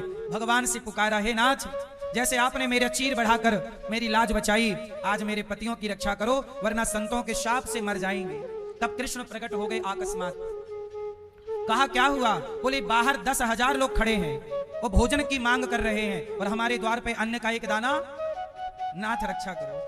गृहस्थ के द्वार से कोई भूखा चला जाए, इससे बड़ा पाप गृहस्थ के लिए कोई नहीं। बोले इससे अच्छा तो मर जाना। पांडव बोले मर जाए, भगवान बोले नहीं। द्रौपदी बोली मैंने बर्तन धुल लिया। बोले कहां लाओ? तो द्रौपदी ने एक पात्र बटलोई थी, लाओ। भगवान ने उसे लिया और उसमें एक पत्ता चिपका रह गया था, उस साग का पत्ता प्रभु ने बटलोई से निकालकर, बर्तन से निकालकर ग्रहण किया। और जब भगवान खाए, एक पत्ते से तृप्त हो गए और भगवान के तृप्त होते ही धरती का प्रत्येक जीव तृप्त हो गया। तो वो 10,000 संत जो बाहर थे, सबका पेट अपने आप भर गया और सबके डकार आने लगी। सबको लगा क्या हो गया, पेट तो भर गया, अब भीम कहेगा खाओ तो खा नहीं पाएंगे, तो भीम गुस्सा करेगा, तो सारे संत भाग गए। तो भगवान तृप्त होते ही सब तृप्त। तो सुदामा के 1 मुट्ठी चावल से, 1 मुट्ठी चिवड़े से भगवान तृप्त हो गए। दूसरी मुट्ठी खाने लगे, रुक्मणी जी ने हाथ पकड़ लिया, प्रभु ने दे दिया। इसका मतलब यह है कि सुदामा इतने गरीब हैं पर खाली हाथ नहीं गए, अपनी हैसियत से 4 मुट्ठी अन्न लेकर के गए। इसलिए कहता हूं, सुदामा ने भगवान को अन्न दान किया। कौन सा दान किया? और भगवान ने अन्न से तृप्ति पाई तो सुदामा को धन धान्य से भर दिया कि नहीं? मेरी मां सुदामा ने मुट्ठी भर चावल दिए। इसलिए कहता हूं कि अन्न दान करते रहिएगा। गृहस्थ का धर्म है द्वार से कोई भूखा ना जाए। अब देखिए ना, गौरी गोपाल आश्रम में